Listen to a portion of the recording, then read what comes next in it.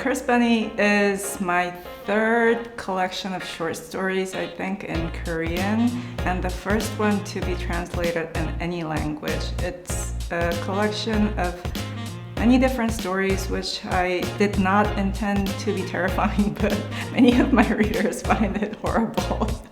Enjoy, thank you. So I was at a book fair and I was looking at a bunch of books, and every time I would touch a book to look at it, the person selling the book would be very enthusiastically explaining to me what the books were like.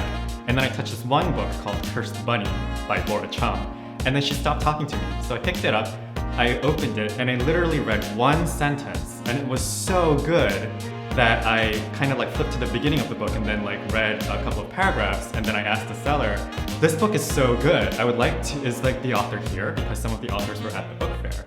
And she was like, I'm the author. And that's how I kind of began to translate her. The one in the middle is titled Goodbye My Lovely, and it's about a human woman and 3 robots. And this is probably the only science fiction in the entire collection, and I like it because it's a science fiction horror. I'm just gonna say that. I love all the stories in the collection for different reasons. But I guess if I had to pick a favorite, I would have to pick 2. I would have to pick the first one, which is The Head, because I think it's also Bora's first story that she published. Because of the premise and the way it just draws you into her world. And also the last story, which is Reunion, because it ends the collection on such a melancholy yet beautiful note that I feel like it perfectly encapsulates her artistic vision.